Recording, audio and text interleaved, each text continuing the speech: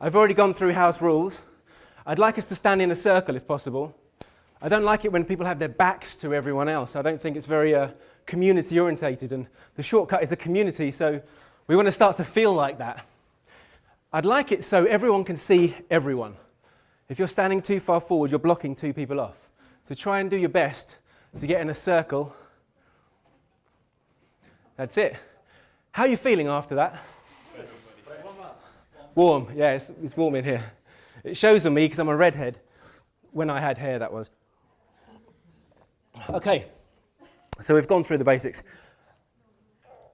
The first thing we do when we're born is to breathe.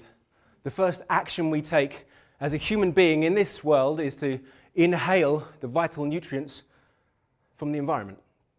The last thing we do before we die, the very final action we actually make happen is to let go of air.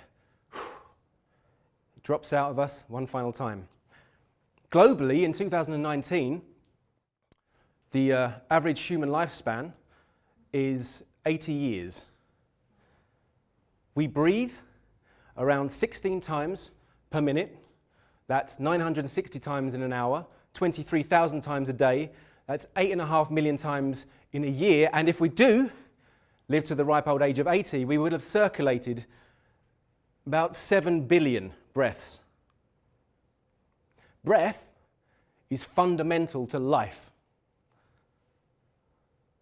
It's also fundamental to the quality of life that we lead,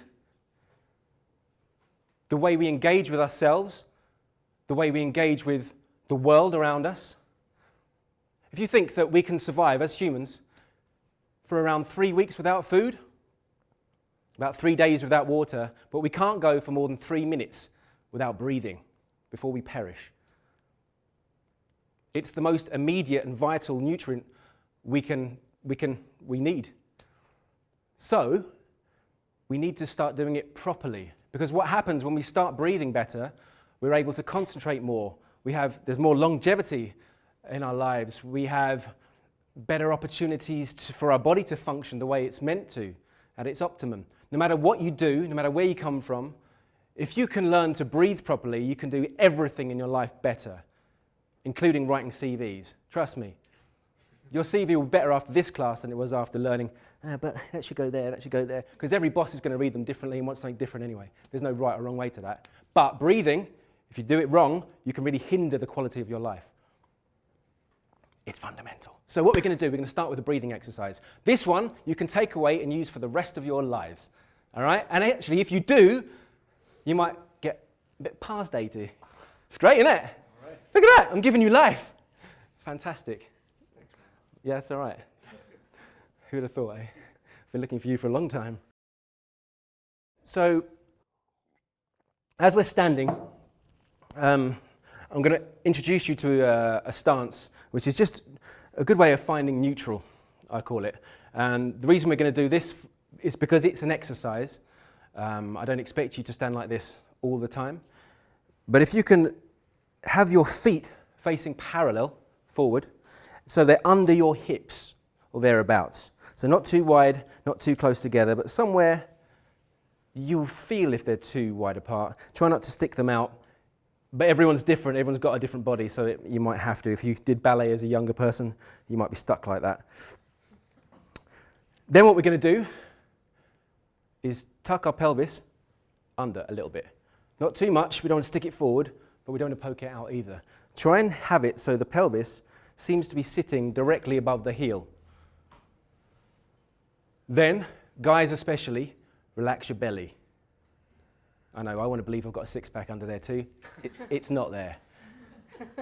Now we're going to imagine that we have a piece of string here on our sternum, this part of our chest, this bone that kind of connects the ribs at the top in the center. Imagine there's a string there pulling up. When I say imagine, I don't mean actually physically do it. Just keep that awareness. Because what happens is that actually lets your shoulders roll back and down. If you can imagine the same, a piece of string on top of your head, dangling you from the ceiling, and then slightly lean forward so the weight is even across your feet. You can feel it in the toes and heel and at the sides. This Slightly bend your knees too. Don't lock your knees because that will push your bum out. So in this position, you look very military. I'm not sure if that was what I was going for. However, this is a really good neutral stance because it tells the least amount of story about you. So wherever you go into a room, for example, here's a story. Even though you're doing it, that says something, doesn't it? If you're going to a job interview or giving a pitch to an investor and you walk in there like that, what do you think it says? No, there's nothing wrong with that. If you stand like that and you feel comfortable, but even just leaning onto one leg has a massive impact on our subconscious minds. And people will unknowingly judge you subconsciously. So if we can remember this little neutral stance, if ever you're going into an environment where you're a bit unsure about who you're going to deal with, just to neutralize the story you're telling, you can adopt this stance and you will have a lot more opportunity, more leeway in how they perceive you. Because we all do it as well, it's horrible, but the way of life. So the breathing exercise, if you can imagine that on the inside of your torso, between your neck down here, there's a balloon, okay? So this balloon, as you should understand, they expand in all directions, okay? Not just one way. There's a point at the base of your back, which is the first point that grows in your body in the womb. It's called the sacrum. It's just above your coccyx, your tailbone. If, when you breathe in, you imagine that the air hits that spot first and then expands down and out and back like a balloon in all directions, you'll find that your shoulders probably won't move because you've filled up the bottom of your lungs. Many singing teachers and people who don't really know what they're talking about often tell you to breathe into your belly. But unfortunately, what that does is actually it changes your posture into a bad position, and it doesn't let you take in the air you need. Opera singers will tell different. Breathe into your back, and it's the ribs that do a lot of the work there.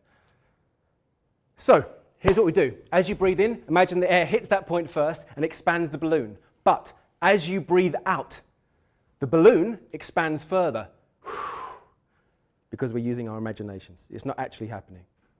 Breathe in, balloon expands. Breathe out, balloon expands further.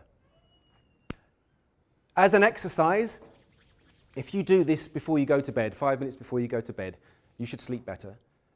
If you do it 5 minutes after waking up, 5 minutes, you should have a lot more energy throughout the day. And if you did this every day, a few times through the day, eventually your body's going to remember it, and you will no longer have to worry about being conscious, as I promised we wouldn't be, sorry. Because your body will learn it, and it is a very good way to learn how to breathe deeply and properly and open up parts of the lungs which may or may not have been utilized properly by your body before. And especially if you're someone who works at computers, especially if you work in an office and you do a lot of sitting down, learning to breathe properly is something you can do on your lunch break, on the way home, even as you're sitting. It's going to help you. It's going to help with your concentration, your energy levels, and how you feel about yourself, ultimately.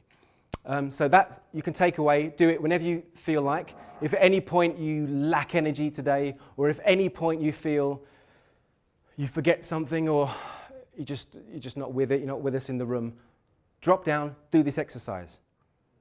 But also I'd like to mention that if ever you're in a situation where you feel nervous, fearful about maybe going into a new environment, maybe it's a job interview, maybe it is going to pitch for teammates, maybe it's going to pitch for investors, whatever it is you're doing. If you do this breathing exercise beforehand, or any point during that you feel uncomfortable, you'll feel better. Like that. I promise you. If not, you can email me and say, don't work. So I'll give you my email at the end. Well, the thing is, kids, well, how old is the kid? Do I know? 5. Right, okay. Mine's 2. I haven't quite got there yet. However, kids don't restrict themselves. Kids naturally breathe properly because they don't have blocks. They haven't learnt tensions.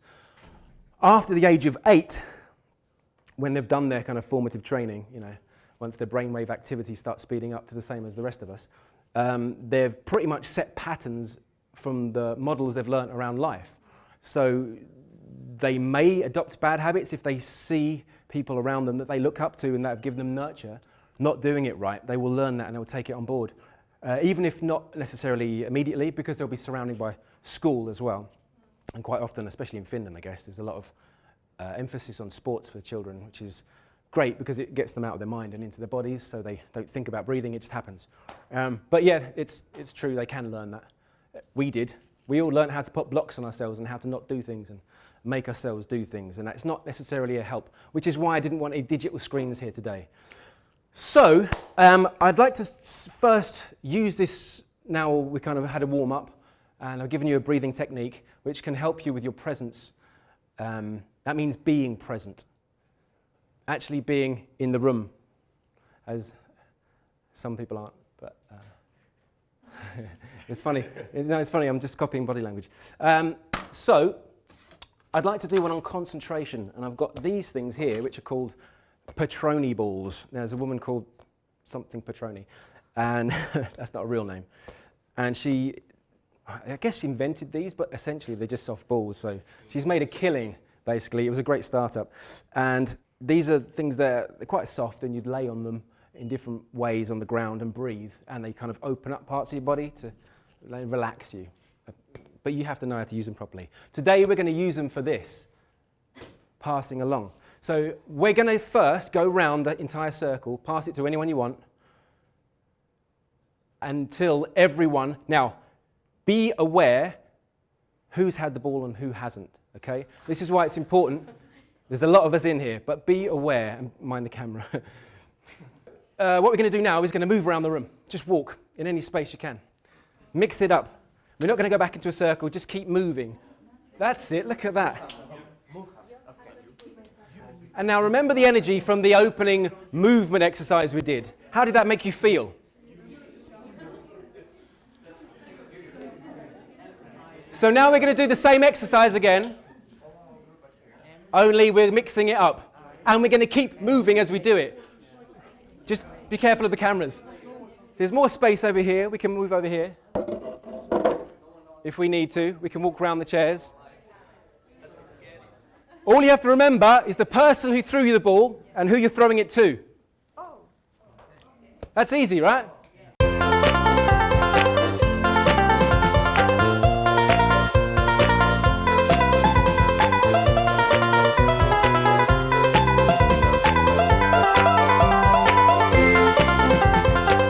Have you got any questions about what we just did and how it's relevant? Yeah. Let's go back into a circle, sorry. I understand this is like to make the connection and training the focus. So my question is, does I understand right? Here's the thing. It's not about being right. Okay? It's not about getting it right. It's about being here, now, in the present moment. Why are you guys doing the Catalyst program? Let's spread out. Oh, there's some people being blocked off. Why are you all here? What's the purpose of you doing this Catalyst program at the Shortcut? Anyone want to tell me? I'm looking for something new in my life, and I want to connect my life with IT, because all my friends are developers. Okay. I lost the last one, I think. So you want to get into IT because all your friends are? Yep, and because I like drawing, and it's a new experience for me. Okay, so graphic design maybe? Yes. Okay. And you specifically computer-aided design? Yeah, graphic design.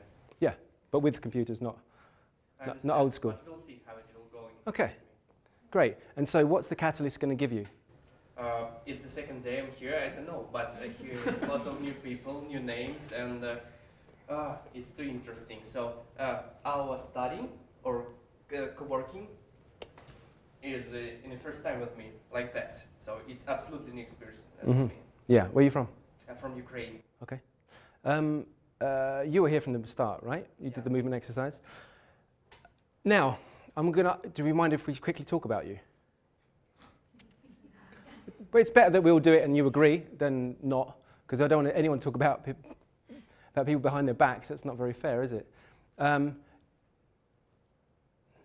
He's looking to be a graphic designer, or thereabouts. Is anyone else in the same field? Yes? And do you currently work as a graphic designer, or is it something you're trying to get into? Information design, Okay. mainly my area. Okay. I was even not working like a professional designer. No. But would you like to? Is that why the Catalyst is the thing for you, to help maybe offer some ideas? Okay, so it doesn't matter where you're from, what job you're going into. If you want to get the job in the first place, who you bring into that interview, or who you bring into that team meeting, or who you bring as the person you present, the person you offer. Someone you know at the same of it, that you already know. No, that's not what I was going to say, actually. The point I'm trying to make is that if you can't be comfortable in your own skin, don't expect anybody else to feel comfortable in your presence. If you can't listen to the person who's speaking and asking you questions about your career, about if you want to work for them or not, don't expect them to give you a job. It's not about your skills. It's not about your talent. It's about you, and you are everything that you bring into the room. Practicing active listening is a skill. It's not always that easy to begin with, but it's fundamental. I was in a job once where I had to listen with every part of my being. And if I didn't, someone could die.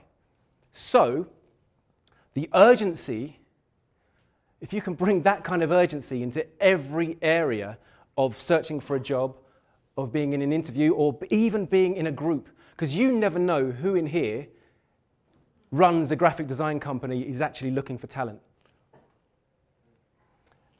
And who do you think is going to stand out to them? Someone who just does graphic design who wants to get into it? Or someone who has a passion and shows a keen interest in other people? Because team work and team players are really kind of valued in all walks of life, in all types of work. So concentration and presence. Now that breathing exercise we started with, I'm sorry, we'll go through it again because you missed it. And that neutral position unlocks some of your storytelling abilities, and it helps you to choose your attitude because you can pick how you are. Now, I was trained as an actor, so that's easy for me to say, right? But good actors don't act. That's the point. They bring the truth. Shit actors, you can see they're acting. So what I'd like to do next is do another little concentration game. This is less physical. If you all close your eyes. Okay. You don't have to worry about getting this right. But there's a few things I'd like you to do. One is try to adopt that breathing technique we started with, which is basically nice and relaxed. Imagine there's a balloon on the inside of your torso and it's expanding in all directions, okay? That's how we're going there. And phones off if possible. If you need to take it, go outside, please. Okay, cool. How many people are in the room? On the count of 3, you're going to shout it out. 1, 2, 3. 35. Okay. On the count of 3, you're going to say the name of the person you threw the ball to. 1, 2, 3. Okay. Now, if you're really listening, on the count of 3, you're going to shout the name of the person who threw the ball. 1, 2, 3. Very good. See, you may have got that completely wrong, but you made some noise. How many windows are in this room? It's not important. It's not about getting it right. Again. We're going to do something, a grounding exercise, because it's very easy for us to get into our heads and into our conscious minds, even still. We've done some physical warm-ups, we've done some concentration, presence exercises, but I think I want to give you something a little bit more solid with the use of gravity. Is everyone okay laying on their back? Would you be okay with that? If we found a space, I'll show you what I'd like you to do. This is a position called semi-supine. So you lay on your back, with your hands resting on your belly, And we're going to practice that breathing exercise there. Would you be okay with that? Okay, find a spot. Nice and comfy. Yeah. You get the ensuite. Yeah. The ensuite stuff there, sir.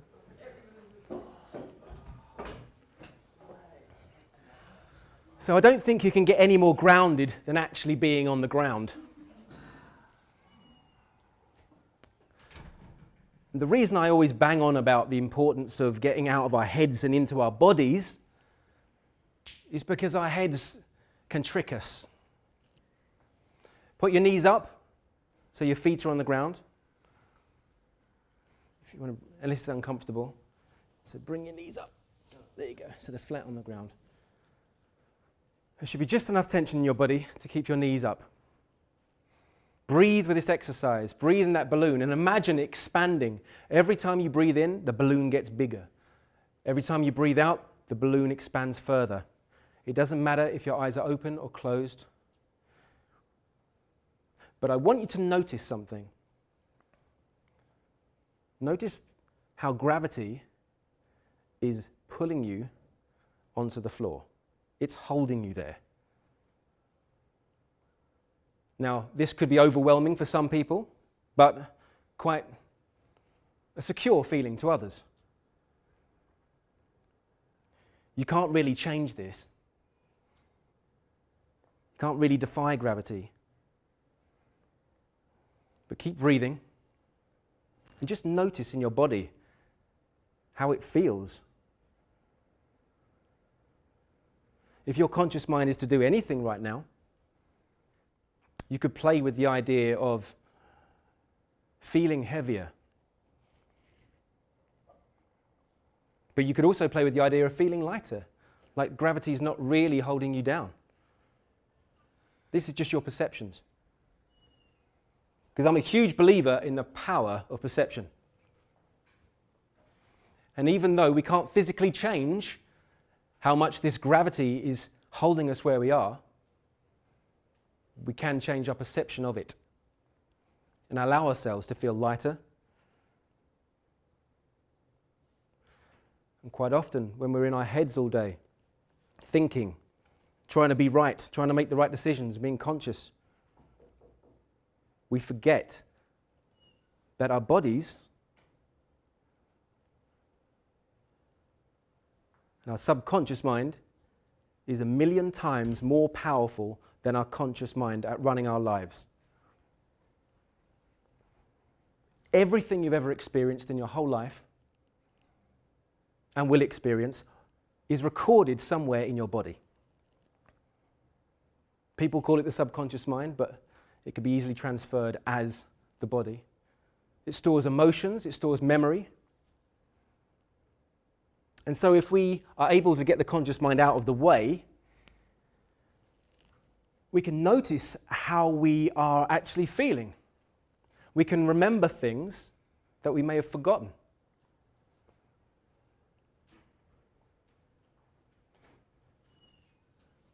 Take a couple more breaths now.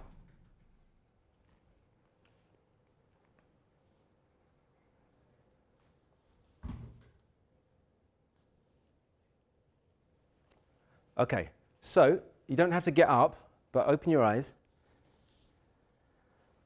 And using this idea of gravity and the weight of gravity, you can actually slide your legs flat down now. There's a famous theatre practitioner from France called Jacques Lecoq. And he worked with an idea called the 7 levels of tension. I'll tell you later why this is important, but for now we're going to try them out. We're going to try and embody them and feel them.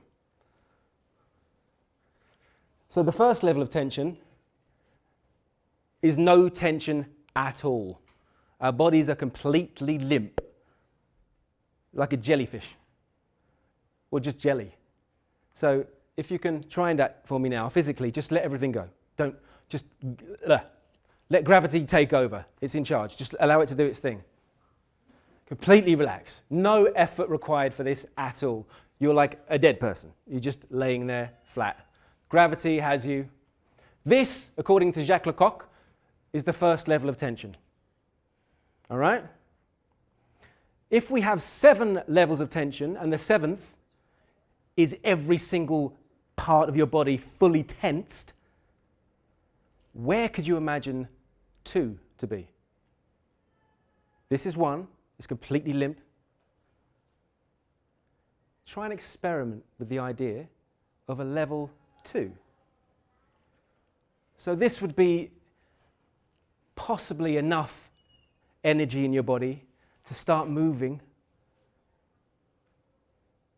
Possibly enough. Of course, you're still very heavy. There's not much muscular tension happening. But if you can try from this place as efficiently as possible, like it's difficult, to try and roll onto your side. Try it. Using as little tension as possible.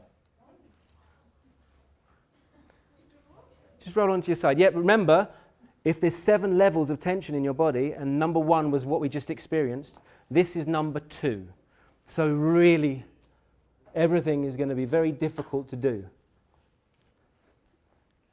See how economically you can get onto your feet using this level of tension. So barely anything. See if you can do it. Just try. Try and get up. But that's quite a lot of tension to do that. So go onto your side. Really economic. Remember, gravity has you.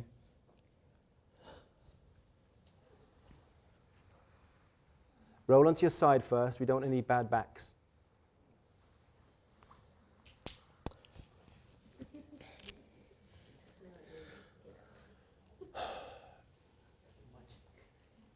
That's all right. Don't worry, we're learning. And let's go to 2.5 on the way to 3. And we want to get to our feet. Now, if you think of a Californian surfer dude, right? Think about how they, let's move with it, walk around, hey. Just, that, or drunk person, they've got enough tension to stand up, but not enough to really do anything. Nice and easy. Just try walking around without any effort. Just let your shoulders hang. Let your head, just enough to hold your head up. That's fine. We were embodying this because we want to feel what it's like, because we can use this to our advantage. Move around. It's like zombies, yeah? If ever you get cast in a zombie film, remember me. All right, so let's move up into 3. So this is a little bit more neutral, but it's still, the pace is very low in energy. Somewhere between 3 and 4 is how we are in normal life, or how we should be. So maybe add a little bit more tension now. We're going towards 4. Remember, we started at 0, or at 1, and we're going to 7. So if we're moving into 4 now, how much tension is in our bodies? How much urgency is there? How much air do we need? How fast do we move? Remember, there's no right or wrong answers to this. You just feel it. This makes people very uncomfortable. Feelings. Okay, let's ramp it up a little bit now. Now, number 5, they often called, is there a bomb in the room? That level of curiosity. Is there? It's a question. It's like a child has had too much sugar. It's like a little bit scatty, a little bit static. Worry. You're late for something. You want to start moving a bit faster. There's more tension in your body. There's less economy and you're actually trying to get somewhere. It's more frantic. Feel it. Feel how it changes the room, changes the energy in you, changes your breath, changes the energy in the air. Okay? Remember, if I asked you a question, guys, is there a bomb in the room? You'd be like, I don't know. Well, that's a good question. I'd like to find out. How about a level of tension number 6? I tell you, there is a bomb in the room. Oh, dear. Okay, right. So you'd want to kind of move around and get out of the way, and you'd search places, and you'd Try and see round what's going under the chairs. You'd be checking my bag first, I'm sure. Okay, now, we're going to, in a second, let's stop for a sec. We're going to go to level 7. Now this is, we can't do for very long because it's dangerous. This is what we call the bomb goes off. And so for this, we're going to tense every single muscle in our body at the same time. Okay, we're going to do it for 1 second just to see what it feels like. That means your toes, your knees, your legs, your arms, your belly, your neck, your head, your eyes, everything. Every single muscle you can think of, you feel in your body on the count of 3, and then by the count of 4, you stop. Yeah? You with me? Okay, let's go. 1, 2, 3, 4. We'll do it one more time, but do it, I won't count 4, you just do it and try and notice how it makes you feel. 1, 2, 3. All right, let's get back in a circle. By the way, if anyone wants to get some water or anything, please just, or use the toilet, don't ask me, just go. They'll be polite. Okay, so now I'm going to ask you a question, which is one of my favorite questions to ask people. How do you feel? Energy. You feel energized. That's probably because you've been moving your body. You know, you're doing different things physically, and that often energizes you. Like yoga and Pilates and Qigong and Tai Chi, all these things, they move energy. How did it feel to be completely limp and in level 1? How did it feel? It was relaxed, yeah. Did it give you an emotion? Did it make you, does anything pop into your head? Any memories or anything? Don't? Be home. You wanted to be home? Yeah. Okay. At home. That's interesting, yeah. Well, you do probably every night when you go to sleep, if you sleep at night. How about the 2, the kind of really hardly anything in your body, That's the but more enough? you go. Yeah, absolutely. Yeah, we could actually go through the day of levels of tension. 3 is how they often say is the most present you can be. Because the economy of energy, you don't waste anything. You move at the pace. That's just enough to get by. You speak at the volume. You breathe enough. Everything you do at, say, level 3 helps you to concentrate because there's nothing stopping, there's nothing blocking you from thinking. It's not blocking energy. Level 4 is a little the same but more alert. A lot of people in this day and age are somewhere in 5. They're walking around with a bit of tension in their bodies. Quite often that tension goes on for such a long period of time that they have to go and see the doctor, who then quickly says they're depressed and gives them pills, which is not exactly helpful, I don't think. It happens here in Finland, very much in the US and the UK too, at least I know that. Not everywhere. Other countries are more progressive, but it is a fact that tension and stress in our bodies held on for too long cause huge health benefits, deficiencies. Yeah, they're not very good, let me put it that way. But also, here's something, we've gone over the idea of concentration. It's hard to concentrate if you're stressed. It's hard to concentrate if you've got too much tension in your body. The breathing exercise we've done at the beginning can help relax you and help you stay focused and concentrate if you adopt it. Standing in a neutral position so you're able to neutralize the story you're telling outwardly helps. These are just tools. I'm not giving you answers, I'm just giving you options. Should we get back into a circle? There seems to be layers here. How did it feel when we're in the 7th level of tension? How did you feel? Very stressful, very like heavy. We could feel it as it was getting to 5 and 6 and 7. The energy in the room changed. It was a panic. It's a bit like, I don't know if anyone's ever been on the London Underground at rush hour. It's horrid. It's horrible. It's really stressful, and you can't help but get swept away because there's so many people crammed in to a small space and there's no air. I wanted to do that just so you could recognize how it feels in such a short period of time. we can actually see it in other people. You felt it in the room, how it can actually affect you. And if that's just over a few minutes or a few seconds, imagine what that does over a year, 5 years, 10 years, a lifetime. Well, it's a well-known fact that people with stress don't live as long as others. They don't often get the jobs that others get. They don't go as far as others in their careers. Tension doesn't look good either. No one's ever been to a party and come away saying, I met this really cool guy. He was so tense. Yeah, he's aggressive and he's in my face. Oh, yeah, he's very funny. No one ever says that because it doesn't happen, because people that are relaxed are considered easier to be around. So again, I bring it back to the work environment. If you're going for a job interview, if you're in front of an investor or you're giving a pitch or presentation, it might be an idea to consider what you're carrying with you, the tension in your body. And just to help you with that, if you ever get stressed, the breathing technique will help. But sometimes physically, a lot of people go to the gym. I can hear it in my voice. I've been to the gym yesterday. And without doing my voice work, I can hear tension in my voice. So we're going to do a short exercise, which comes from Changjung, which is a Qigong exercise. And we're going to start by putting our feet together. You can come forward a bit.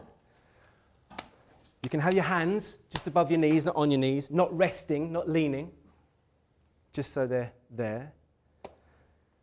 Using your breath exercise, which we did at the beginning, imagining the balloon getting bigger on the in-breath and expanding further on the out-breath. We're just going to make some small circles.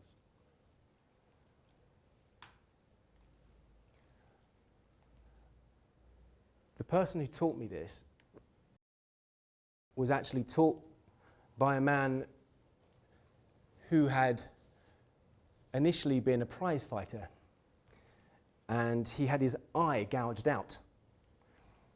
And years later, he realized that his career as a prize fighter was over, and so he turned to Qigong as a way to keep himself occupied and stay fit. Now, he ended up living in London, Soho, for 20 years, and he taught the guy that taught me voice. And this is one of the first things he ever did with me. All we're doing is just creating space in our bodies. We're just moving one direction. We haven't changed yet. Sorry, I should have mentioned that. We can go the other way now, if you like.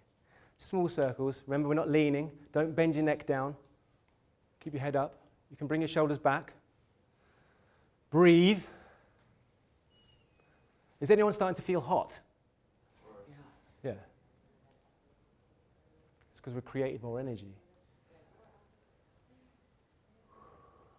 We're going to do the same in a second. How are you feeling? Going in circles. Okay, yeah, right, round and round we go. So now we can have our feet, again, in that neutral position, so somewhere just below our hips. And we're going to just do the same with our hips. Just circle them around, nice and gently, not too far. This is not a stretch. This is just waking areas up. Try and keep the top of your body maybe still, and just move the center. This is another one of those exercises that you could do every day just to wake your body up. If you sit at a computer a lot, if you're sitting a lot anyway, this could be a nice little release for you with the breathing. I would usually do this for about 20 minutes, but we haven't got time, so we're going to go the other way.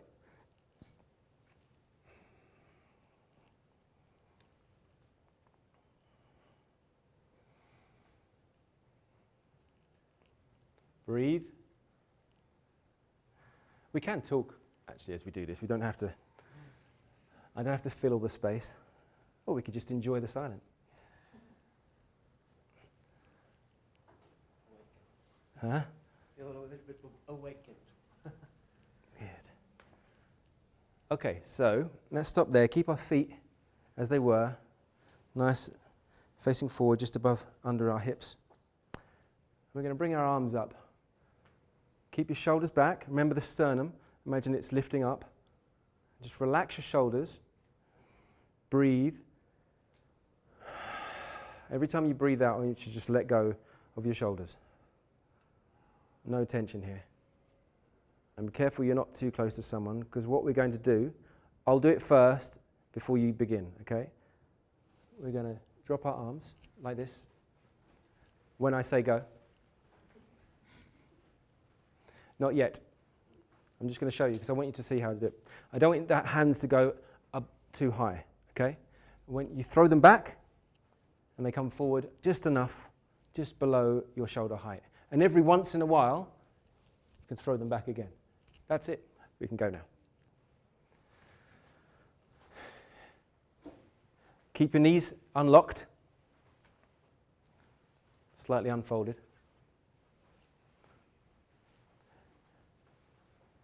Has anyone actually done this before?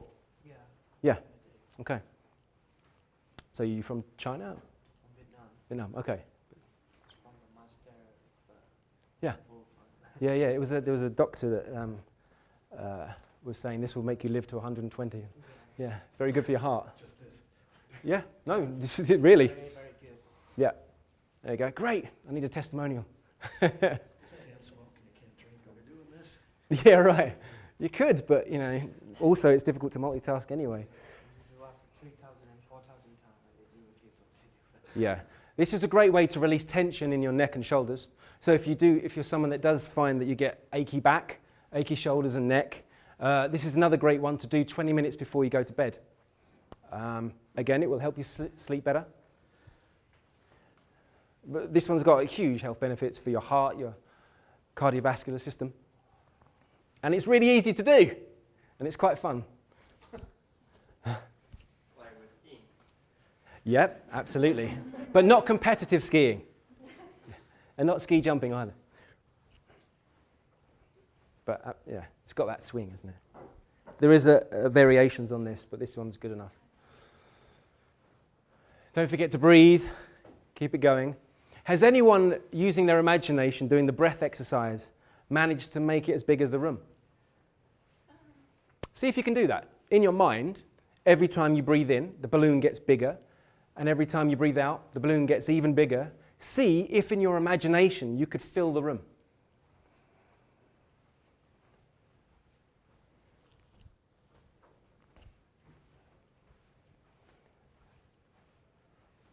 Can anyone feel any tension in their shoulders? Sometimes if you don't move and you highlight something, you start to notice it more. All right, so let's just bring the arms to a rest. And stay still.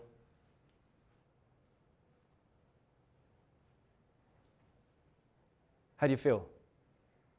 How does that actually feel in your body? Is there a buzzy feeling? He'll be in the arm. Yeah. Do you feel alert?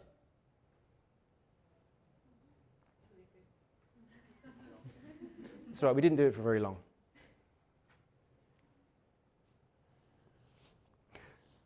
Okay, so now, one second. I'm going to check my notes.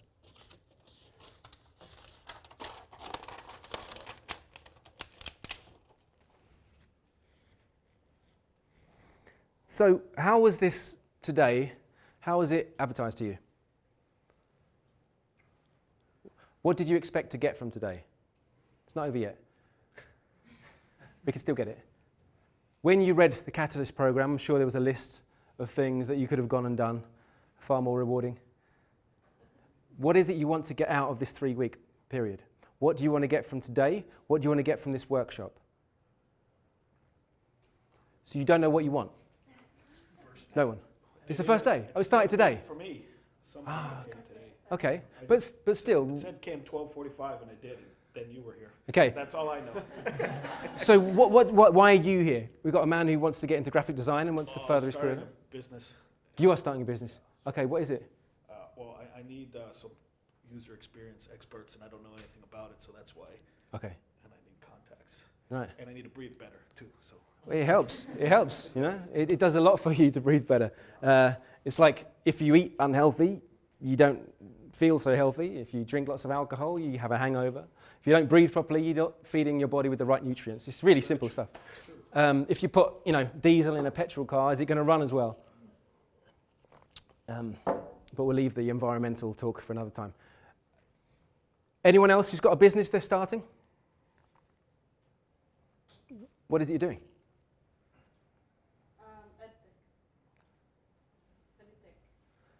Okay, I don't know anything about that.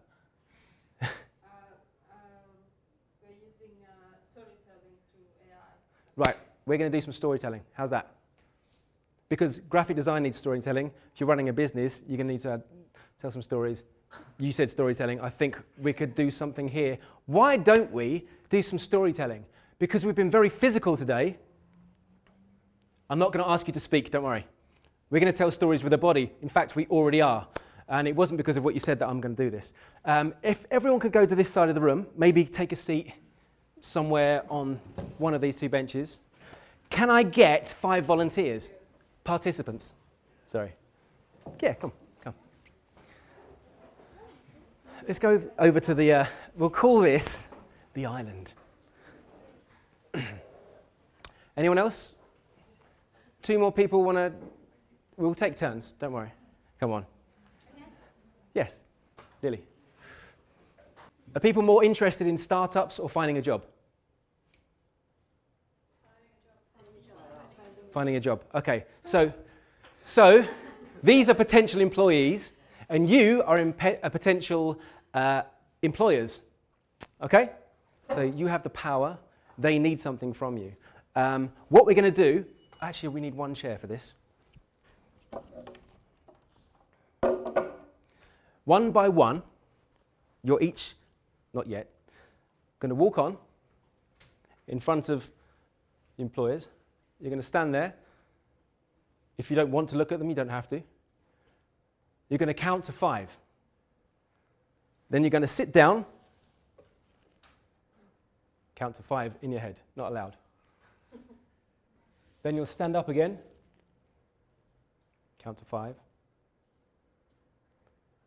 Then you're going to walk off back to the island, and the next person will go. Once the last person's gone, we're going to talk about it. That's all I'm saying. That's all you're getting right now. So I'm going to come and be an employer. If you would like to go first. Oh, okay.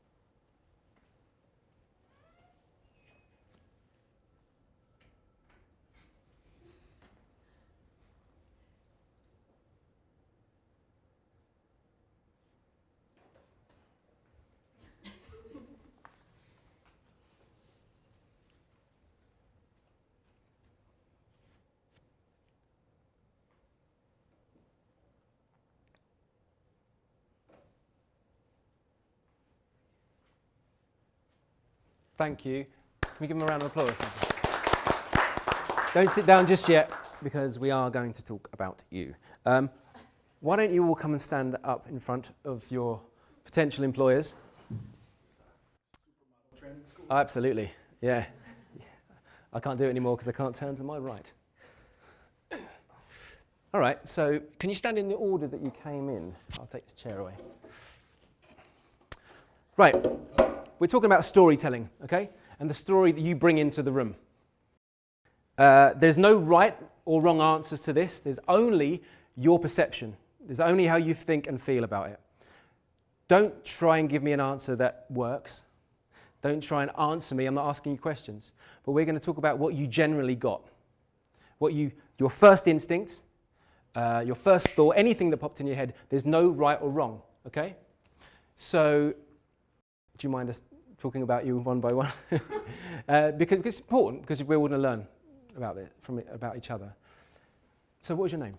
Raminta. Raminta. Hey, Raminta. So when Raminta came on, what was your initial thoughts?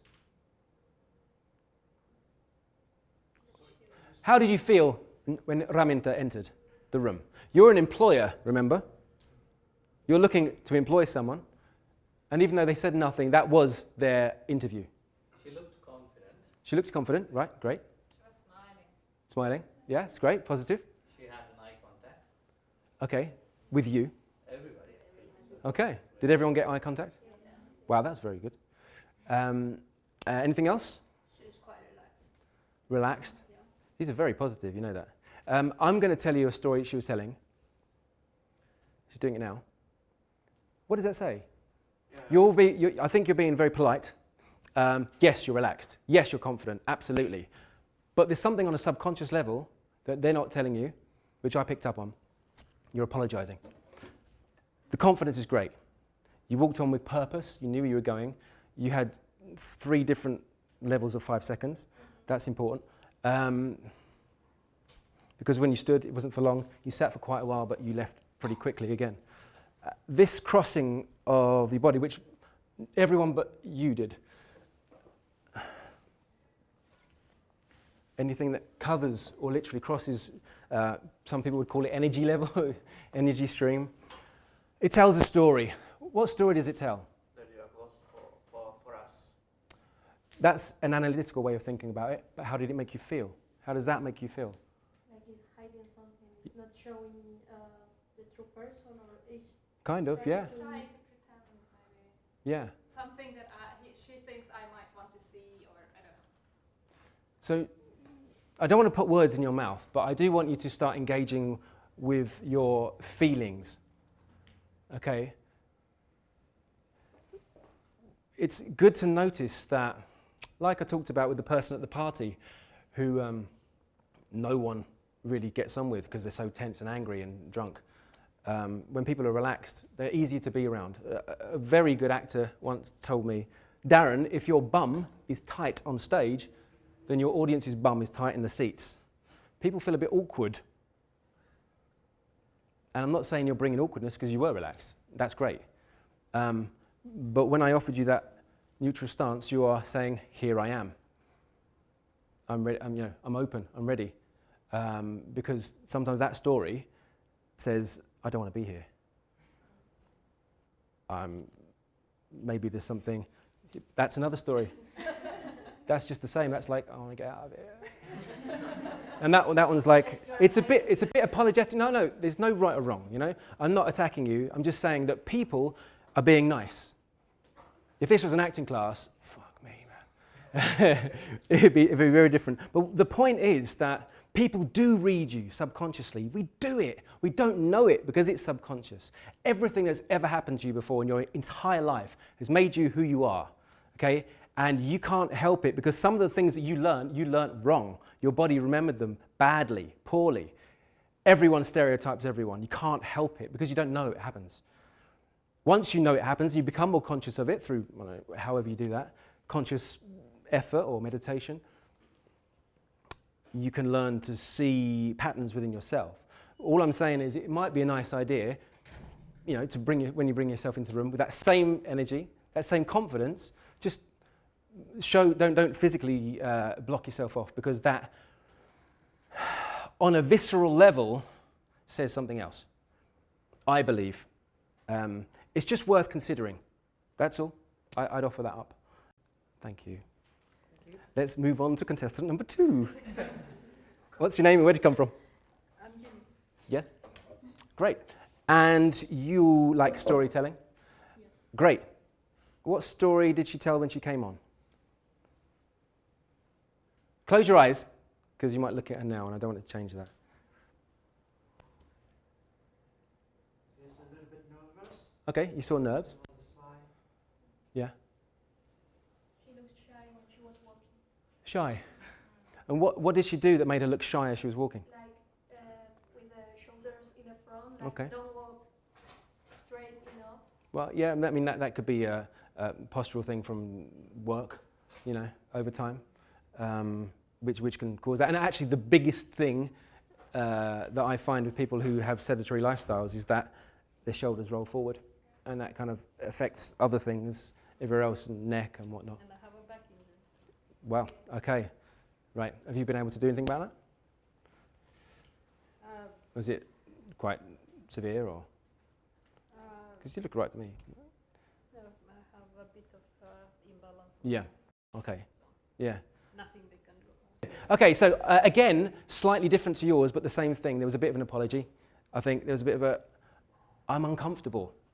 You didn't necessarily show that you were comfortable. These are your friends. You know, this is our group today. We're not really judging you, and actually everyone is being nice. But there was a rush to get off, I felt. Like, you did it, you're like, I'm here, I'm doing it. And then you're like, I'm fucking out of here. Do you know what I mean? Imagine, though, if you took yourself into a space where you are meeting a manager or a team member or someone or an investor for your business, and you went and just said your shit and walked off. Will they think, oh yeah, I'll invest in there, her. Yeah, that's the person for me. Here's millions.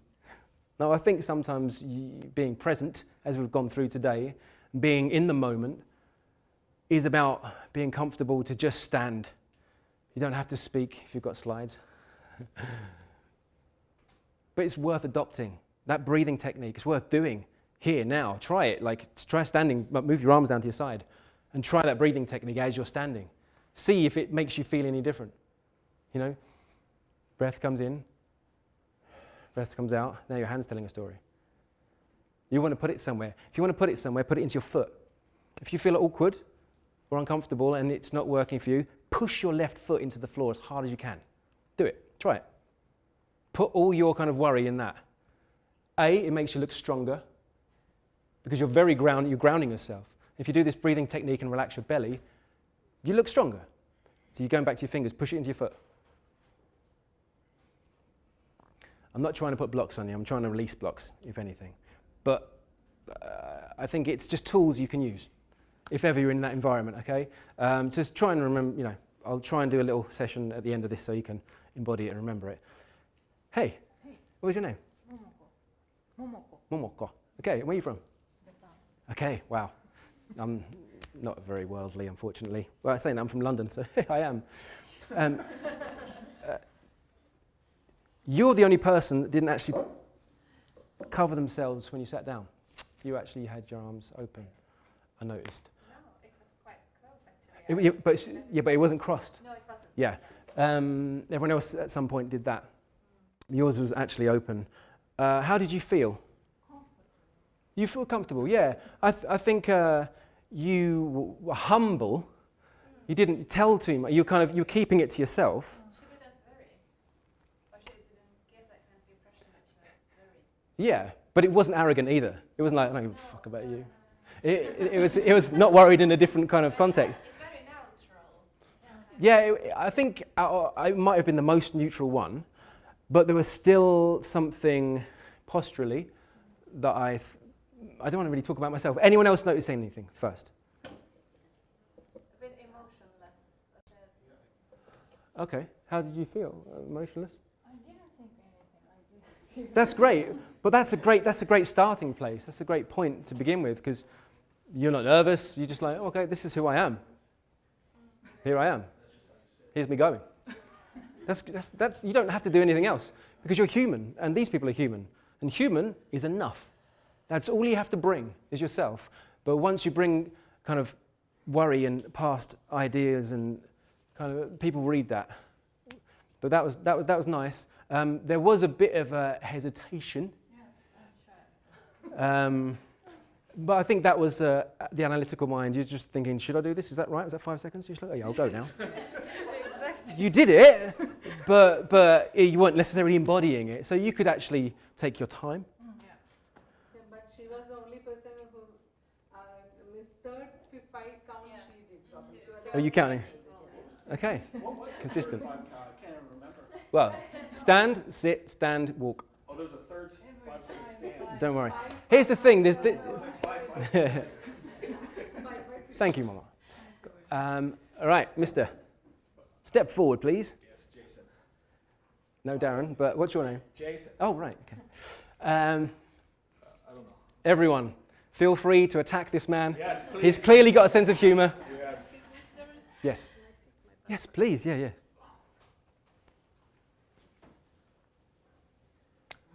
Anything? I think he's quite, you see what you see is what you get. Yep. Quite genuine, maybe different from me and how I would operate, but Yeah. I think what you see is what you get. And from that I sort of get some level of, he's a genuine sort of guy. Okay. That's interesting.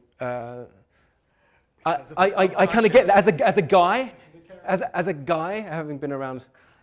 Yeah, well, no, it is. You know, as a guy, I've been around fellas that wear the cap back to front, wear baggy jeans. I used to be a skater, so you know, I can see as a guy might like a beer in the weekend, starting a company in Helsinki, as you do.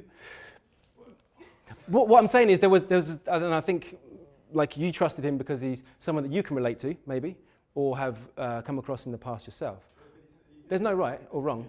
It's completely valid. Somebody else. Yes. Is sort of how I've read him. But Comfortable in his own skin. That's, yes. Definitely. But, What's the subconscious? huh? He closed his eyes. Yeah, I did on purpose. I was breathing. you made a choice. Go. You made a choice. Because it was the same bullshit everywhere else, so I said I'll just do this and breathe and leave. Right, it's not necessarily bullshit. On purpose. That's all right, that's all right. Look, there is no right or wrong. It's just your honest reaction and how you honestly felt. And now, you've adopted this stance. When you came on, you made a choice. It was great, it's brave, because you actually decided to do something. And that's fine. There's no right or wrong. But what the route you chose to take was comedy. You wanted to make people laugh, and you did. That's great. However, before this but comes out, I'm terribly defensive myself sometimes. I can see it in everyone. Is that hiding something too? Well, it's all a show, man. The whole existence is a show. What I'm wearing, what you're doing, it's all a scam. It's a scam? You're hiding your true self. I mean, that's what we all do. Well, I'm choosing my attitude, absolutely. Yeah. I'm different. This meeting, I'd be in a suit, this, I'd act completely different, but I'm not, so. I always wear my kimono to the business meetings. Throws them off. Okay, I know exactly what you mean. But what I'm saying is, it tells a story, and the story we're telling is not necessarily what you chose to tell. Because you actively wanted to do something, because you felt a bit uncomfortable, I feel. So you wanted to show something, and then you came off. It was fine. Like, again, I feel that you're kind of a cool guy to be around. I feel quite relaxed in your presence. But there's a bit of defensiveness in that comedy. There's something that you're kind of fighting, not really in yourself, but somewhere. And sometimes comedy in that environment can be read as something else. Right. It's just, I'm just offering that as an idea. I know. Not picking on you. But does anyone else feel anything different to what I've said, or anyone else? Bang on then. One more. That's good, right? Hi, Dilly. Really? Yes, Dilly. I think it's a strong, powerful, so something like. Boom. You're very comfortable in your body. Do you do yoga Sometimes. or any movement stuff? Okay. Sometimes. Well, there's a certain sort of flexibility Yeah. Quite which allows space for you to kind of play. It kind of allows you to be neutral easier than other people who've got tensions or injuries that have built up over time. So because you've kept yourself limber, it's easier for you to just hold yourself there. Physically, Not necessarily mentally, but one does affect the other quite well. What did everyone else think about Dilly as she came on? Or feel? Higher intensity than the others. Okay, right. There was a certain determination, you feel? Purpose. And purpose. Yeah, because they, in a way, they all kind of made a choice. Yours was a bit more direct. Even though you were the only person who didn't cross your arms, I actually think that Dilly's was the strongest introduction of herself. Because of that, she didn't mess with anything. She didn't add anything, take anything away. And because you're comfortable in your own body, physically, I felt that it was easy to watch you. Now, if we were casting directors for a Hollywood film, Okay. right? And the reason this is why I'm going over this is because I've been a professional actor for 12 years, an actor for 20, and a singer for 28. Who do you think I get cast as in films? Depends what film, horror film, fantasy film. Well, look, if you could put me in any genre, I'd probably end up in the same genre more often. Common. Common. Great, yeah. Anyone else? Have a go. If I was in a movie, who would I be playing? Bad guy. Right? And what makes you say that? General stereotyping with people with no hair and from Ireland. And tattoos? Absolutely. No. See, here's the thing. Everyone's been worried about saying what they honestly feel. And that's why I thought I'd bring it back to me. Because that's exactly the casting I get. If it's not murderer, it's army officer, or policeman, but dodgy policeman, not the nice guy, or wife beater, or someone nasty. I always get the nasty roles. And that doesn't necessarily make me a nasty person.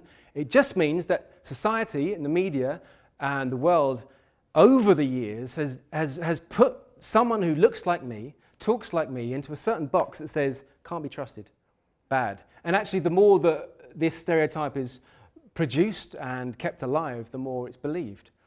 And this is why I wanted to do this exercise, is because we all bring a story. I was doing a pitching competition a couple of years ago at Microsoft Flux, and one of the judges said to me, I scared her. I was giving a similar kind of workshop to this. And I get it. I absolutely get it, because my natural demeanor is kind of hard. From London, I've got quite a harsh accent. But I had to explain to her that I've just been talking about stereotypes and body language, and you told me that I scared you. I had no intention or action towards scaring her.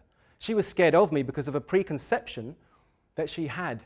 Now, everyone has these preconceptions, whether you like it or not, including you. And although you're being very polite, I have to say, most polite audience I've ever had, or auditioners, it's worth recognizing that initial thought or spark that you really had, that you may or may not have said, is worth looking at, just checking in on.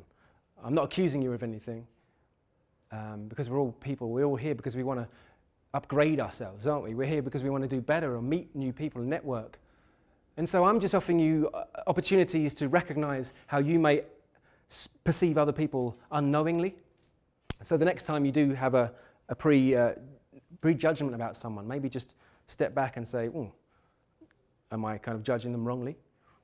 But also notice that if people treat you a certain way, it might be because of their own unconscious learnings. And this could be useful when you take yourself into a room in front of people you don't know, like an employee or a team member or an investor. Because if you just bring yourself naturally, neutrally, and breathe in the moment, the rest is out of your hands, essentially. But if you tell too much of a story, they'll add 2 and 2 together and make an even bigger story up about you, and that's not going to help your situation.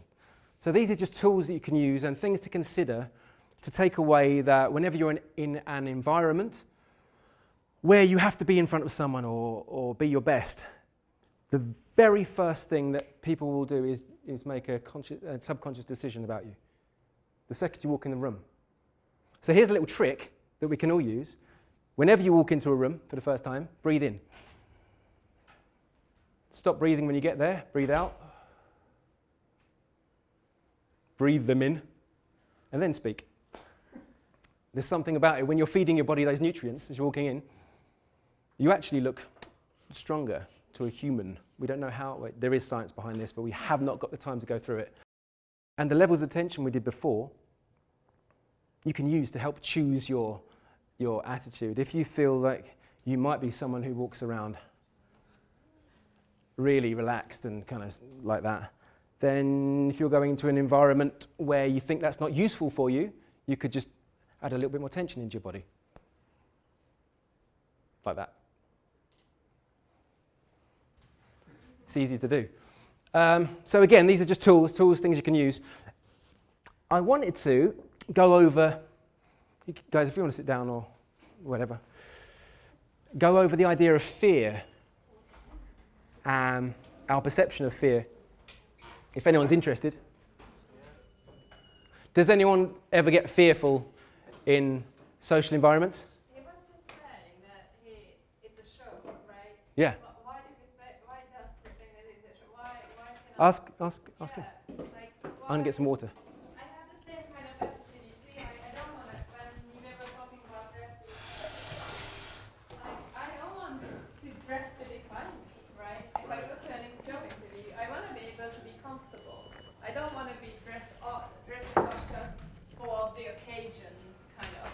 And I get that you think, but I don't think it's a show. I think you have the power to change the situation. You don't have to accept it. You don't have to, just resign to it. Or you can educate others that there is nothing wrong you turning off to a business meeting like that. It's true. Yeah, there are some old school ideas though that that could let you down in some areas because people haven't yet, But there is agency, and there is, Yeah. you have power. Mhm. There's also a level of skepticism and then actually believing that there are genuine encounters Yeah. that you can experience as well. So whether you come from a very defensive perspective, that this is just how I'm supposed to act, or whether you were just perceptive of, oh, I can be the person that I am. It's really all in your mind. And body, which I'll come back to, because the mind, actually the conscious mind, is not really in charge. It's when it was in the first, between the age of 2 and 8, it might have been in charge, and then when you recreate habits in your life, it comes into charge again. When you have to kind of work something out, it's in charge, but generally, what's actually keeping you functioning is the rest of your body. Sorry. That's the true part. Like when you do this walkout, like maybe you do have a plan, but the subconscious takes over. So if you cross your arms, you've been doing that for 30 years, And Yeah, when I walked out, something in my head just kicked. absolutely. It wasn't Yeah. me, which is Here's what I'm saying. There is no right and wrong. I'm just giving you options. It's giving you ways that you can recognize it. And of course, I just said that because that's what I've noticed myself. It doesn't mean you have to change anything, but at least now you have the option. If you wanted to change the way you're perceived, you can just change the tension in your body, change the way you breathe, hold the way you stand in a different way. And now you've got a few variations on that if you chose to, you could bring into the room when you do. So let's go back to the idea of fear. Because being nervous is very common. Everyone gets fearful about situations, especially new situations, especially when we need something from the other person in the situation. So most people here are looking for jobs. But none of you are really that young that you haven't had a job in the past. Am I right? Did you have to go for an interview for that job? Okay. How did it go? How was it? You got the job, because obviously it was the job you had. It's gone well because I got a job. Yeah. Now, this is quite an international group, and we're in Finland. Now, for those that don't yet speak Finnish, I imagine that the opportunities for work is a little bit lower than those who do. Is anyone here from Finland? All right. That's good, because now they can't tell us off. I've been in Finland for 4 years, and I've had a couple of jobs, but they were literally through friends, so I've been quite lucky. in that respect. And the most of my work is as a voiceover artist as well as a voice coach, and some singing and acting here and there. But auditions are like an interview, but times 10, because literally how you are in the room is so important. It's everything. It doesn't matter what you've done in the past, it's what you bring in that day. So if you're not present, if you're not listening, if you're not engaging, if you haven't got a voice, if you can't move, then thank you, next. It's really harsh in that world. So for job interviews, it's usually more relaxed. The first thing you need to remember, though, is the person that got you in that room because they want you in that room. And they want you in that room not to fuck with you. They got you in there because they want someone who can solve their problem. And by your CV and the things that got you in that room is probably because on your CV it can solve their problem. So why don't you get the job then? What do you think might let you down? Has anyone gone for interviews already and not been successful? Or, yeah? What happened? There were 2 rounds, but both of them happened virtually. Okay. So there was also an assessment round where I had to prepare a presentation and do the presentation to them. And after that, there was finally a person who needs to acknowledge, I guess, the top boss. Okay. Probably he felt I didn't have the practical exposure and experience. Okay. We were looking at somebody who had that practical exposure earlier. That's slightly different, isn't it? And especially as it was a virtual, it's very difficult when you're not actually in the room with someone to gauge. There must have been something they wanted, otherwise you wouldn't have got to the second round, I guess. So, I wouldn't beat yourself up about it. It could literally just be they had one skill better, or they did have the language. But you have a business, right? Yeah, well. You're starting. I had a business for years in Hong Kong, and I hired people. Yeah. Fit is very important. How you fit with the team, will you get along with the staff, yeah. will you get along with me? Yeah. So you are right, like your body language and how you behavior is a very important part Yeah. in the interview. Yeah, I think it's easier when you're in the position of being the employer as well, because you want the person to do well, don't you? Is anyone else here a boss? Yeah? And have you interviewed many people for your company? Yeah, I've interviewed, and I've been interviewed last 2 months. Okay. Interestingly, I think I was telling somebody here, they came back to tell me that I'm overqualified and they think I would be bored with the work. Okay, wow. Sounds like a...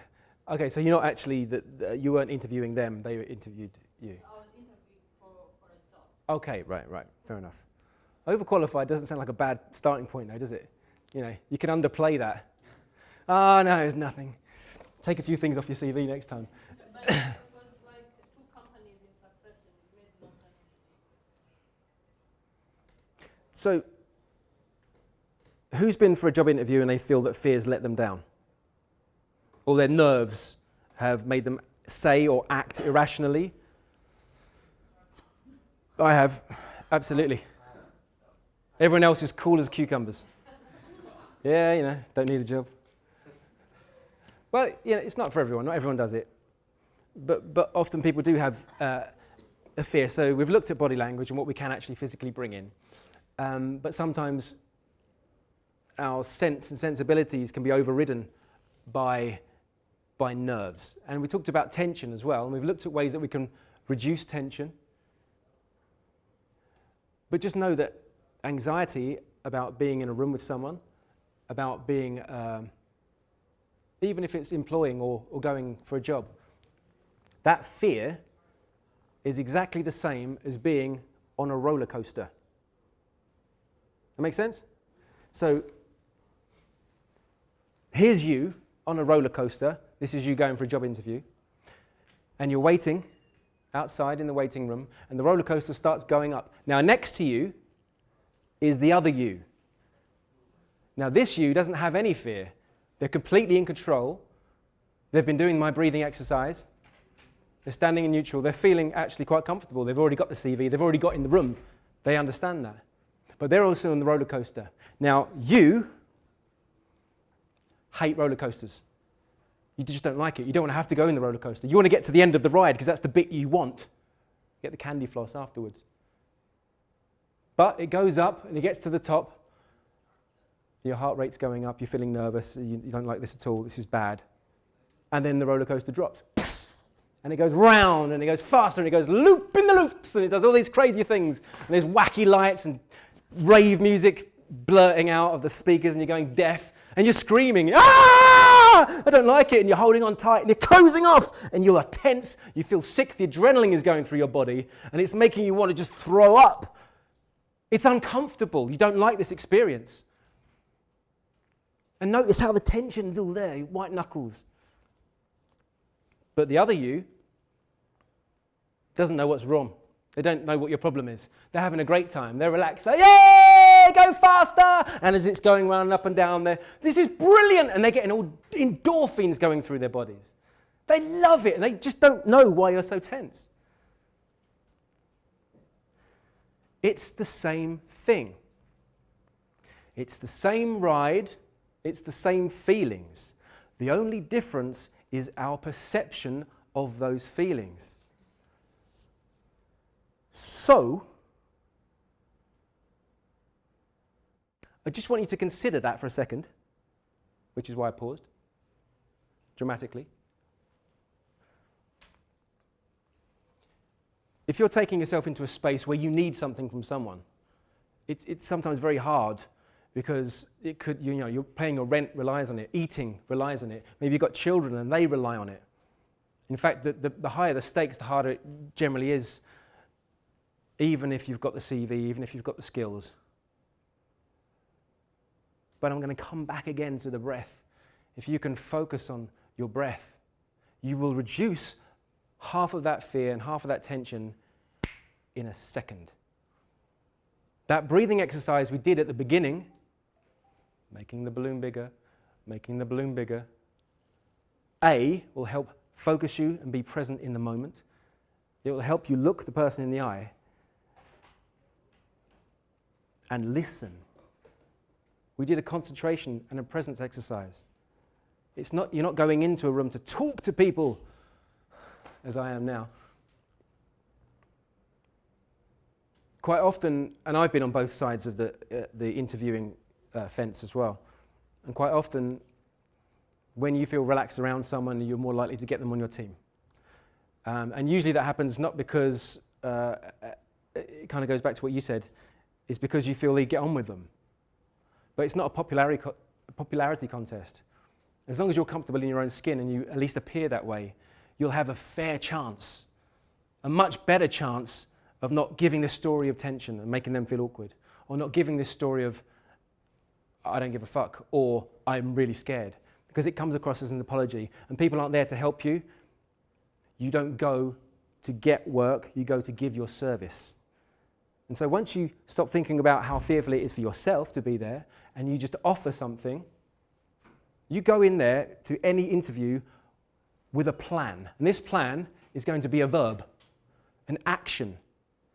So no matter what you say, you're going to stick to that action. I'm here to show love. Everything you do, just put that behind the words you use.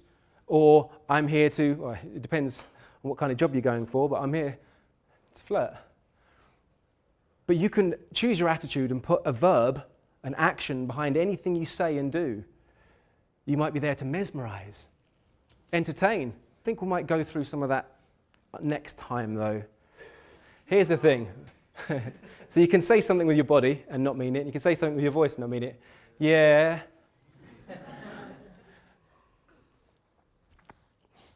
Is there anything anyone wants to do particularly, or learn about, or talk about, or address in front of everyone? I want to talk about fear. What the things that you were saying. So what if you have like an inner fear? Like I've always been scared of dogs. Aha, yeah, that's a slightly different matter. So it's just like an interview, but you've always been scared of dogs, and I know that it won't do anything. And when you come in front of it, I breathe and I think, okay, this is not going to do it, but my whole body tenses up and I'm like, frozen. Yeah. So So was there a time when a dog attacked you? Or someone? Yes, when I was very small. Okay, yeah, so between the ages of 2 and 8? Yes. Right, that's why. So in that time, what happens is, in the formative years, when our brains start wiring differently at 2 to the age of 10, when our brainwave activity starts speeding up a bit, our brainwave activity is very slow because we're absorbing the world, we're creating role models from around us, and if we see something or see someone else doing something, we're likely to learn that and how to react from that because we think that's the way the world works. And you know consciously that it's not helping you, that fear, is it? It's not real. I mean, this is not the same dog, it's not the same time. You're bigger now, the dog's probably more likely, the same one, to be scared of you now because you're bigger. Whenever I've come across fears which make no sense to me, I've gone to see a hypnotherapist. And part of my journey of becoming a voice and performance coach, I trained as a hypnotherapist as well, so I could help people with similar issues to that. It's quite common. I had a fear of dogs. I had a fear of Satan for years because my mum was a Jehovah's Witness. And I couldn't rationalize it because I don't believe in God. In the same respect, I have my own beliefs. But I had this irrational fear of Satan, that he was looking at me. And it was put on me as a young child from the Jehovah's Witnesses. And so I went to my man and said, hey, you've got to get rid of this. And he did. It's just, he changed my perspective of it, which is what hypnotherapy does. Basically, it takes what you've learned, or what your body's learned, your subconscious mind has learned, and it lets you look at it in a different light. And once you do that, you can actually flip the switch on how you feel about it. Because once your perspective towards something is different, how you experience it is different. And that's why I give the analogy of the roller coaster. Because it's the same feelings, the same incident, the same thing happening. It's just your perception. So the quickest way to change your perceptions is by, there's different affirmations and these things that have been around for ages, but no one really knows how to get them right for themselves. That's why I've personally used hypnotherapy. People can go to counselling for 2 years and get the same thing. But there's avenues that you could look at, honestly. NLP? Yeah, that's another great thing, yeah. And tapping, and there's different, there's lots of different things out there. NLP and actually hypnotherapy use some of the same ideas. Yeah, it can. Probably that thought, that emotion, that fear is locked somewhere in your body. And you might one day accidentally unlock it by doing a movement like that. Oh, I'm no longer frightened of dogs. And you won't know why, because it's stored somewhere. Any other questions? Yeah. This is something I've done for a long time. Sorry. No? In a certain company, when you're interviewing, if you have a very confident or somebody who shows so much confidence, then you throw a curveball question. Yeah. For example, be interviewing a developer, and then the next question is like, what you do if you open the fridge in the morning and found a penguin.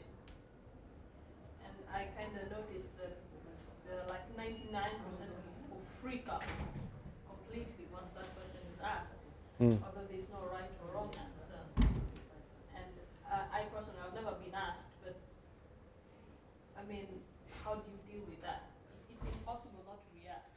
Yeah, but here's the thing. If you know what you know, if you have all this knowledge about what you bring into the room, and you are present, like the things we did with the breathing and being neutral and actually actively listen, if someone throws you a curveball, you're able to deal with it.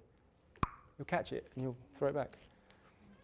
You'll just be in the moment because you'll be listening and you'll understand that something's wrong. What's wrong with asking someone, why did you ask me that?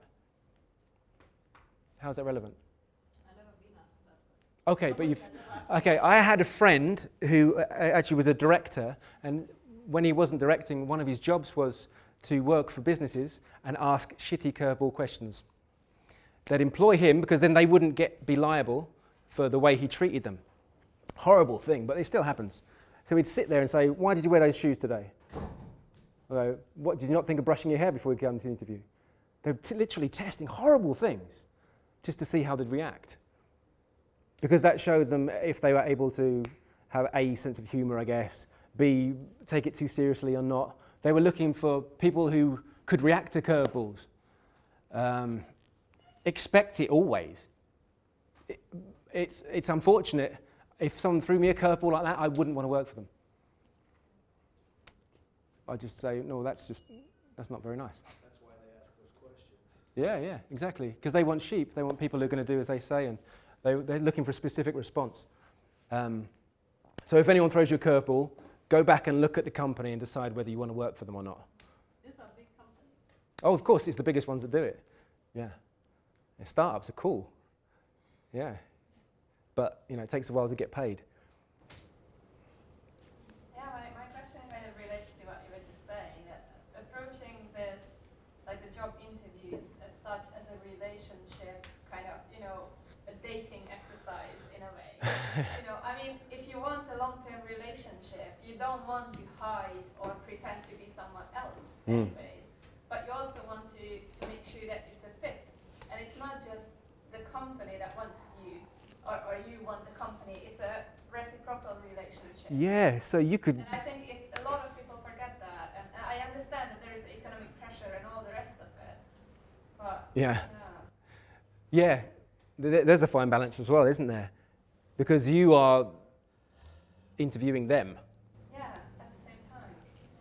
Yeah. But be careful not to go in there and say, right, how much are you going to pay me? When do I start? Oh, can I start later? I don't get up until 10. You can easily get questions out, like, okay, so how often do you or the turnover, why is it so fast? Like, why are people leaving? What was the last time, a crisis or whatever, that was, how did you deal with the last crisis when it came to employees? And you have to get to know the organization at the same time so that you can build the relationship. That's really good, insight. Has anyone else got anything they could share with everyone else that could be useful? Yeah. So I just want to say, if I wish that I would know about your workshop today earlier.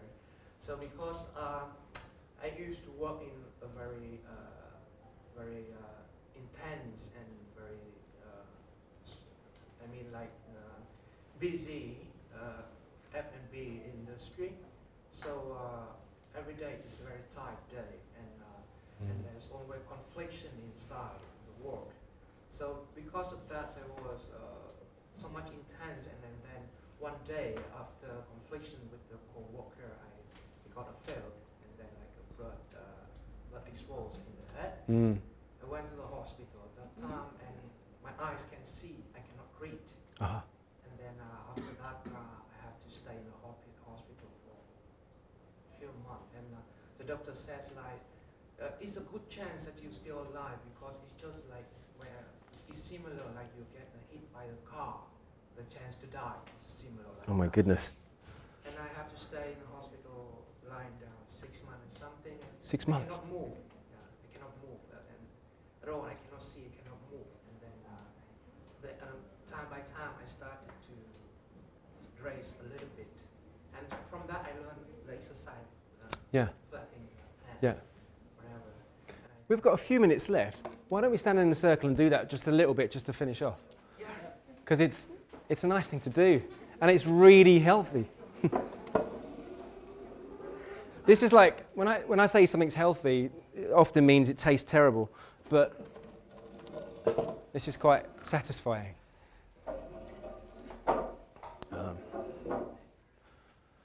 So don't keep your knees locked, try and... This is very relaxing. But I'd like to just repeat what you said. So this man was in a hospital for 6 months, unable to see or move, and one of the exercises his doctor gave him was this. Wow. Yeah. I do it every time, even when I'm reaching the new in the television, when I start to possible to see, and then I read in the newspaper and doing this. Yeah. I mean, the whole day. And starting to moving step by step. Wow. And one thing I learned, that's like the positive feeling. Like I see like, okay, I get into the bottom already. Yeah. So I cannot be You can't go any further. further. Yeah. So just keep going on, moving up and enjoying every single moment Wow. I have. That's a great story. Yeah. Well done. And how long ago was that? Sorry? How long ago was that? In the hospital, you mean? Or, Yeah, when were you there? more than years ago. Almost 2 years ago. So it's fairly recent. Yeah. Yeah. Has anyone else got anything they'd like to share? I once had a job manager, and then I started interviewing people. Like and then one thing I realized: some people has so many things to tell, but they could not really tell that in the interview board because they were nervous. Yeah. So I started. I decided that I should go deeper with people, like let them be free with myself and see everything they can do, and split the interview round in 2 to 3 phases. And then I started bringing out people who couldn't tell but really can do things. But that was a failed project. Okay. Because ultimately people who can really excel in the interview board were the ones who were proactive, who can really take decisions, and we were brave. And Okay. that's why I think things like excelling in the interview board with the full confidence is really necessary. And Okay. sometimes HR managers can put people in difficult situations, and that is okay. Yeah. I think it shows how willing you are as well. Yes, exactly. But it's a reflection of how you feel too. If you really don't want a job and you go for it because you need the money, that's going to show. Also in Finland, I have had quite a few hiring managers or CEOs actually, who take you out for a lunch, and that's the interview. And it's not what you say what matters, it's how you treat the waitress or the waiter that matters. Okay. Yeah. There's some table manners there. Not just that, yeah, but how you relate to people who are not necessarily the same level in occupation. Yeah. Don't wear a white shirt and get the bolognese. Yeah. That sounds, yeah, that's cool, isn't it? Some good meetings I've been to have been the same. Just meeting people over food. Yeah. Somehow it kind of breaks the barrier. You were going to say something? Oh, just breathing. It's good. Yeah, I also guess it really depends on the employer. If someone is very formal about it and invites you that, okay, Yeah. we will meet at 4 p.m. sharp, you're going there stressed that, okay, this is interview, this is the moment I have put everything I have and into it. Yeah. But then if some company just sends you like, hey Barbara, come on Wednesday for chat, it's 4 p.m. okay for you. Then you feel like, okay, I'm just gonna talk there and meet them. So I think that really makes a difference also how the company approaches it. Yeah. Yeah, because some people are different. Yeah. People work different ways. I think also it matters who is interviewing you. For example, if a Finn is interviewing me, I'm more relaxed. If a German is interviewing me, I'm a little more worried out of experience. They're more, on the technical field, they're more like, you have to be dressed sharp and behave well, or Finns are like, yeah, sure, whatever. Yeah, I'm sure there's a variation of both, but in your experience, I guess. Yeah, especially in the technical field, it really varies on the perception of the other person and their culture as well. Yeah. Because Finns are more, the startups are more free, you know, you can wear a hoodie, go for an interview. And for an interview at Airbus, and my interview was German, and very questions like direct. Yeah. Wasn't bad, it was just I didn't expect it. Yeah, fair enough. But I guess then if you're bringing yourself neutral, relaxed, you don't have to worry about other people. I like to tell stories, so sometimes that gets me into trouble. Yeah. Okay, you're right, yeah. It's reading the room, isn't it? And again, about being present, you'll know whether it's right or not. You'll have more scope for that. What time is it? I don't know. 5 to 3. Now, I can't quite remember which workshop we were supposed to do today, but I've mixed it up a little bit. If anyone's here on Thursday, we're going to do some different stuff. And then again, next Tuesday, we're going to do some extra bits and pieces.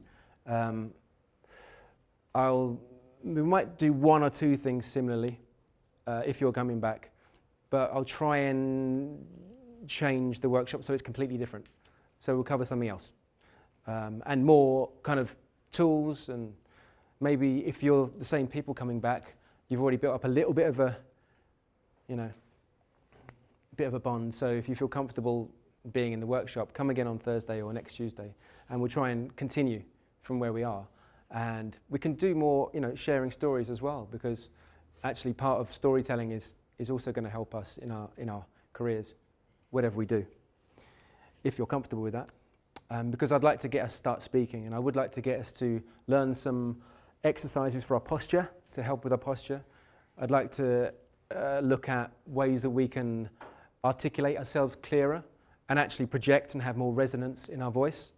So we just bring a fuller, more rounded person into the room. So we've looked at the body, and it's a bit superficial, but it all comes from within. And next time we're going to start maybe looking at introducing sound and doing some talking. And we might even set up some mock interviews. I don't know. Maybe we'll leave that to next week. We'll see how it goes. I don't want to scare you off.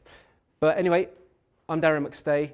My company is Polymath House, which is a new company here, but my main brand is Improve Your Voice. I've got a YouTube channel. It's got loads of free lessons on there. If you want to learn anything about the voice or improving, resonance, articulation, confidence, then I'm sure there's something on there that you could use. So take it, it's there.